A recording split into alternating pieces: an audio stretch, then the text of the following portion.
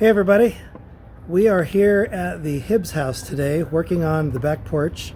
We're in between big projects, and so we thought we'd wrap up a couple of smaller ones while we're waiting. So this back porch started out really sad. You've seen a prior episode where the porch was sagging, the skirt on the bottom was rotted, and it was in rough shape. Well, we jacked it up and leveled it off, and then just kind of left the bottom of it open for a while, and we just barely put the skirt on, and I'll show you that in a second. Now, one of the problems we've been having with lumber is that when you buy big box lumber, like we buy Douglas fir from Home Depot, the lumber that we get there is really wet, and so it tends to shrink over time. I replaced or patched some hardwood floor in our building here, and it did a great job milling it, putting it in place, and then we came back 6 months later and it had shrunk about 1/8 of an inch per piece, and so I had these nice gaps in the seams. Very annoying, and we did not want that to happen while we were putting the skirt on. So we purchased some lumber, and in order to get it to dry, I just left it outside for the last 2 summers. Kept it under an awning, and I'll show you what that looks like. So here's our pile of wood.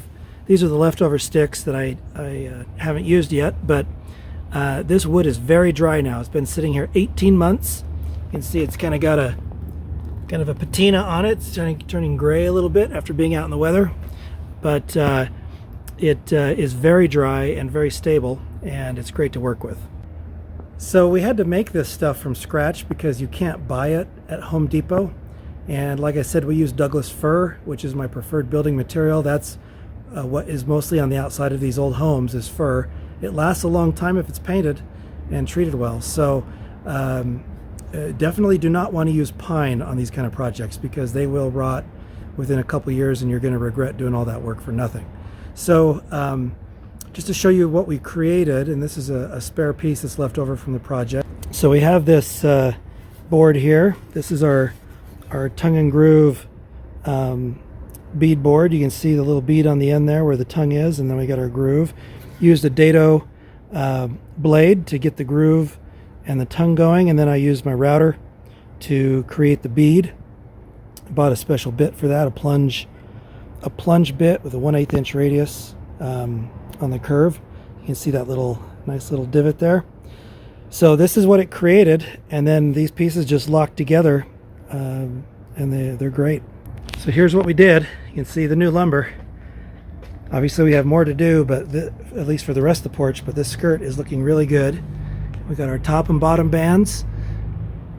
I installed a little door. You can see the screws here. You can unscrew that, and it actually put a 45-degree bevel in that wood, so it'll pop off, and you can access underneath the porch if you need to.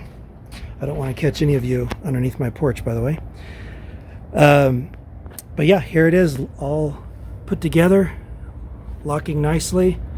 It did put a 15-degree bevel on the bottom piece of wood here so that the water would run off and it would keep it a little longer. It's not a perfect fit on the bottom because we did not do a perfect fit when we laid our cinder block down below, but it's good enough, and this will paint up very nicely, and we will end up finishing out the porch with some screen frames and some paint. So more to come on that. Thanks for tuning in.